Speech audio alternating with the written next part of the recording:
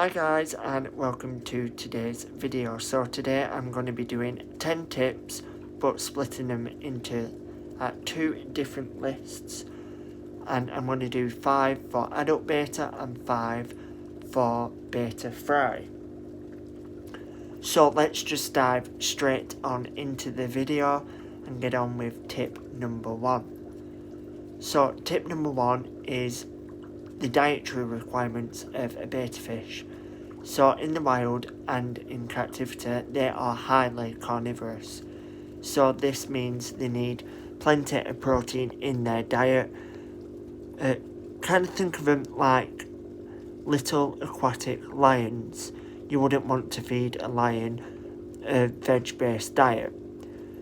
So when looking for a food, you want something, just for an example, this is my grindleworm food, because I no longer feed this to goldfish.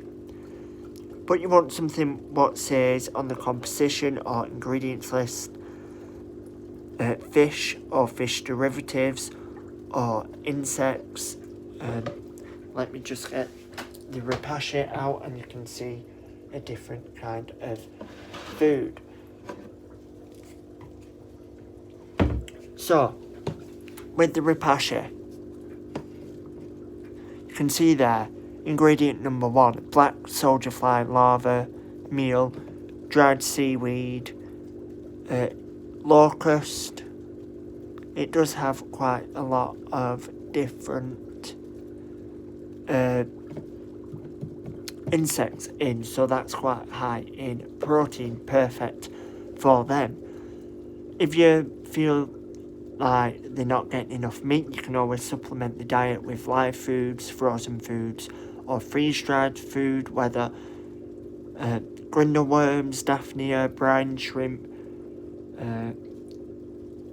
The list just goes on and on and on, but this is a good way to supplement their diet and make sure they're getting all the meaty nutrition they need.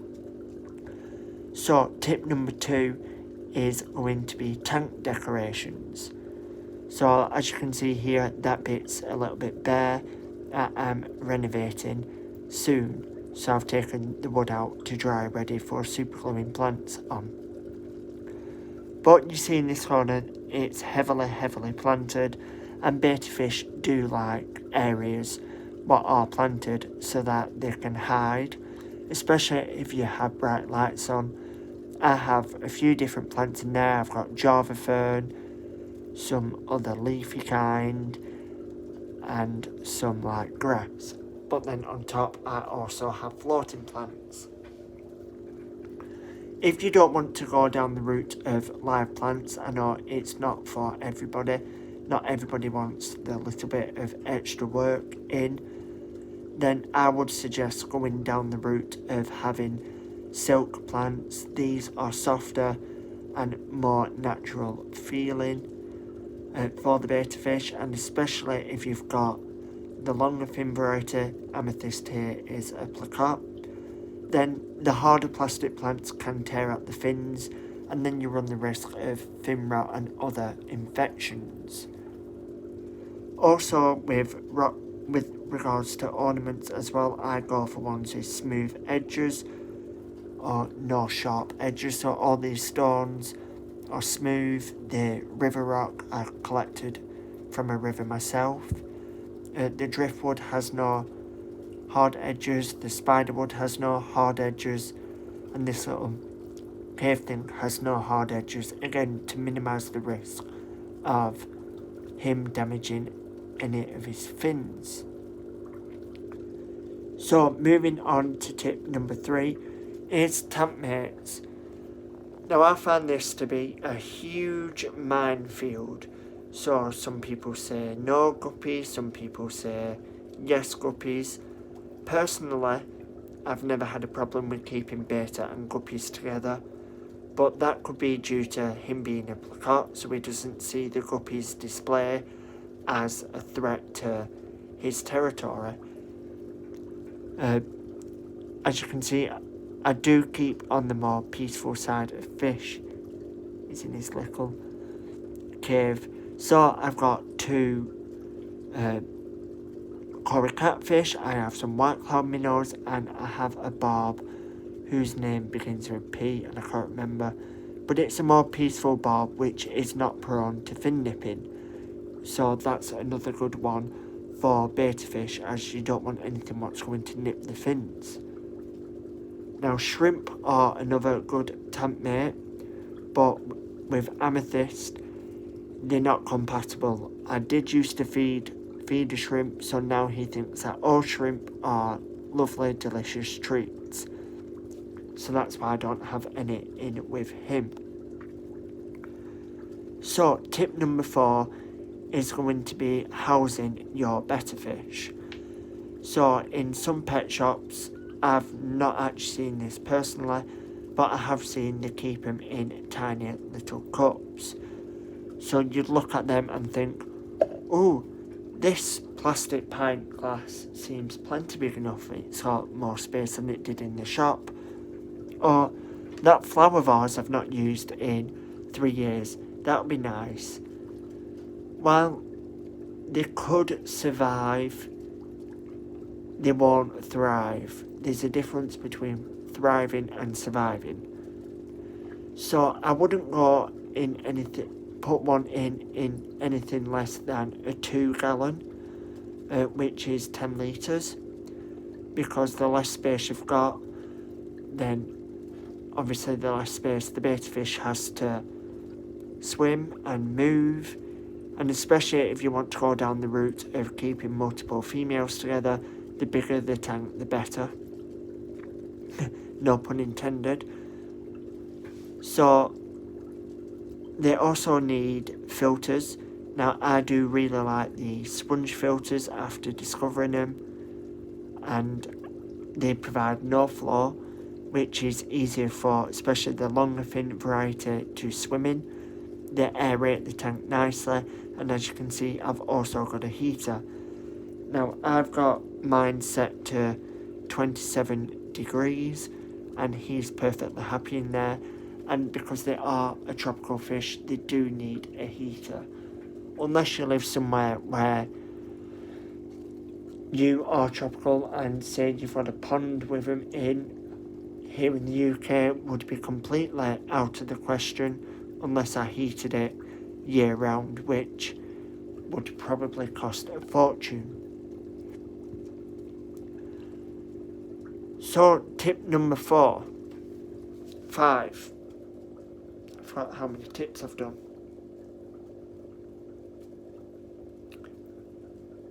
Alright. Tip number 5, betta accessories. That's it, sorry, I just needed a second.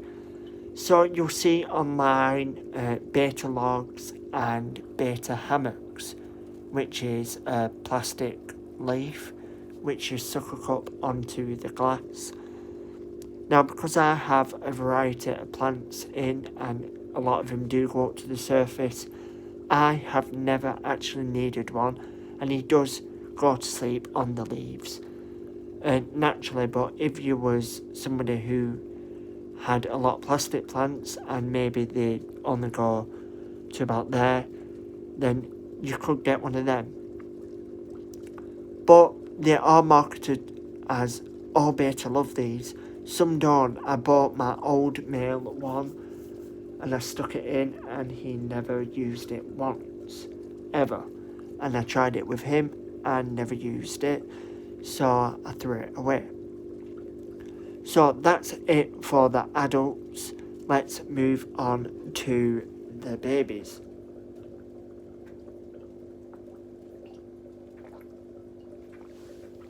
Sorry, I'm just finishing off my cup of tea. Typical Brit. So, as you can see here, there's not actually that much difference. Sorry, I'm going to sneeze. Between the adult's tank and the baby tank or tub. The only thing difference is I've got no substrate on, and obviously there's about 100 in here. Now number 1, which I'm going to put straight on the list is filtration. So I must have been reading and watching outdated videos, and I got told, don't put the filter on until the fry are 3 weeks old. So my last spawn, which was amethyst and sapphire, the fry got to about 12 days old, round about the same age as these are 12 days old, and then all suffocated in biofilm, which happens when you don't have water movement. So I did some more research and asked on a group, and I got told put a bubbly filter on very low, and that will prevent that happening again. That was a fault on my behalf, but they do need a filter, and of course heating as well. So number 2 is plants again. Now I find I've had better success after putting a lot of plants in than having no plants in. It gives the fries somewhere to hide, and now they're getting bigger, they are coming out more and more. But some people say don't put any plants in, some people say do. Me personally, I think that if these were in the wild, of course they wouldn't look like this. But when they start free swimming, they would leave the bubble nest and leave the dad, and they would instinctively hide in the plants, because when you're this small, you're going to be a tasty snack for pretty much anything out there. So I find that mine are more active with the plants. They're always swimming around, and I just prefer it because, again, with the water lettuce and some oxygenating plants, I can be sure that I'm keeping the oxygen level up high. So just as important as that is making sure you have space for them. So in here, although you can't see every single one of them, there are about 150 fry. So obviously as these grow, you're going to need more and more space. So they started off in that tank there, and at 10 days old, obviously they've started to outgrow it, and I don't want to start inhibiting their swimming around. Obviously the bigger you go, the more food you're going to have to put in, because it's going to be harder for them to find the food. But now each one has a decent amount of space to swim in if it wants to. And again, this isn't the final tub. When they're about a month old, they are going to be put into the big red tub, which was set up there but isn't anymore. And what I'll do, much like this, I'll use all the water from this, put it in the tub, and then kind of do a water change. So I'll probably do same amount of water again, and then every day add a couple more jugfuls until it's quite high. And again, because at this age they are growing rapidly, the more space you can give, the better for them. So tip number 3 is have your food prepared. So this could take you a good 6 weeks in advance to get a healthy, nice culture started. So as you can see there, I've got a bottle and it's got vinegar eels in to get one feed of them a day. And then in here I have microworms, and then I've got a giant culture of Daphnia coming, and they'll have that, and then they've got grindle worms after that. So always make sure you've got your food prepared right from the start, so get it all culturing all at the same time, and that means when they move off from vinegar eels, you've got a nice strong culture of microworms. When they move off microworms, you've got a nice strong culture of Daphnia, which I can always get live Daphnia as well from the shop, so I've never got a problem with that. But again, with the grindle worms, it does take about a month to 6 weeks to get a really strong culture going, and then they just breed and breed and breed. So tip number 4 is don't panic. It's so easy with fish at this age to panic, think you're doing something wrong. There's been a few times where I've not seen any, and I just sit here for 5 minutes and then they start bobbing around, and then pretty soon they're all over. You've got to think that they don't know what we are. We could be a big scary predator, so they will duck for cover and all hide, and then when they think it's safe, start coming out. And also, as well as don't panic, don't keep putting your hands in, because at this age they are even more fragile than fish are anyway. So you don't want to be putting your hands in, say if you've just washed them and you've not washed all the soap off properly, and introducing toxins or anything nasty into their little ecosystem.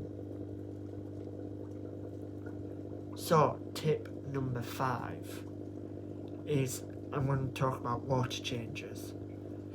So obviously at this age they are teeny tiny, and if you go in with a scythe, then it's going to be so easy to suck them all up and then dispose of them if you don't look. Now when I do water changes, I change into a jug. That way if I see any what I've missed or what have escaped, I can just prepare back up and put them back into the tank with minimum stress. A good tip to avoid this is to actually use an air stone, and because the gaps are teeny tiny, they won't get sucked in and you won't risk accidentally throwing any down the sink or into the garden or killing any. So that's it for the tips, guys. Sorry it's not up to my usual standards. My phone is being an idiot again, so I can't take clips and then piece them together at the end because it just won't let me halfway through sorting out the mess. So I hope you enjoyed today's video. I do have 2 other videos waiting to go. It's just as soon as I sort my phone out, I will post them, and I just hope everyone's staying safe and sane and using this time of negativity to the best of their ability. So I'll see you all next time, guys. Bye.